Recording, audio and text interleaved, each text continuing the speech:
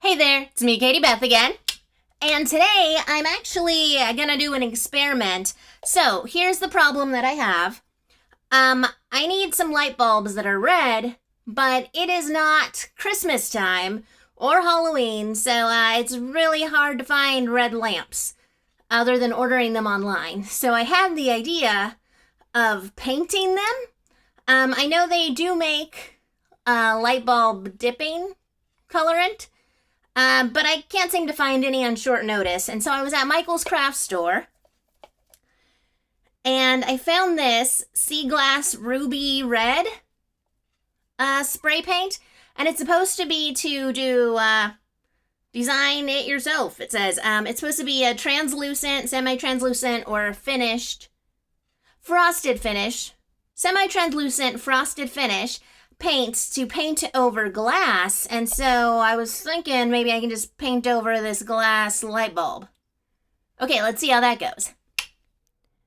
Okay, so here's the spray paint and the lamps I'm using, practicing on, and I can't seem to just poke a hole in this cardboard. This is just trash cardboard we have in the backyard to kill some weeds. So I'm using this piece of styrofoam to stick the lamps in.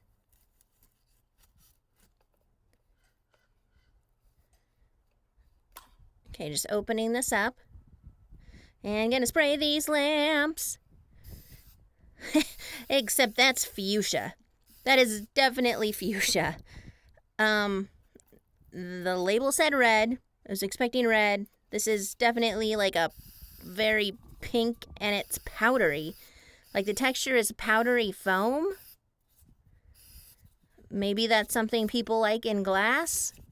Not really sure. Okay, so I'm trying to cover all of it. I don't want to leave any bald spots. So when the light does shine through, it'll be solid and not random clear bald spots. And this paint's kind of getting everywhere, and it's a dust. Like, it's not how spray paint normally just sprays onto stuff.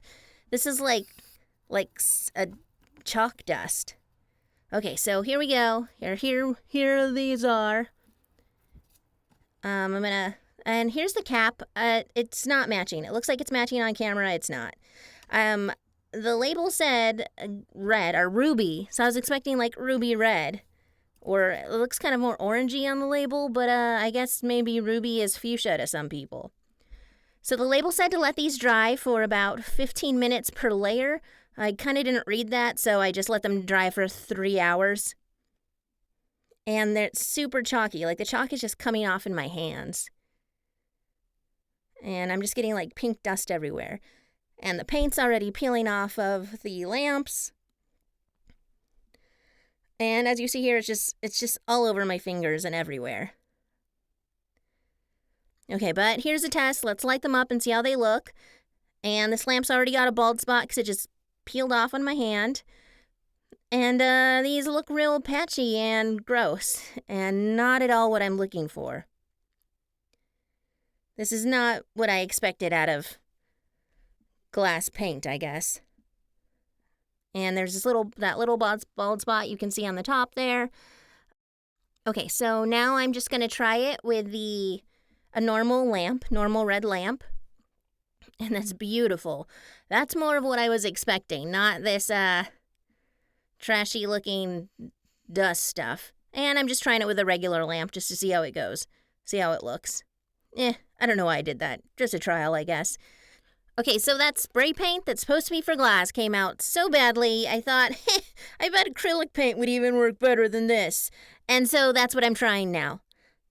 I was hoping I could just dip the lamp in there because it's so small into the bottle, but it didn't work, so now I'm just going to paint it with a paintbrush.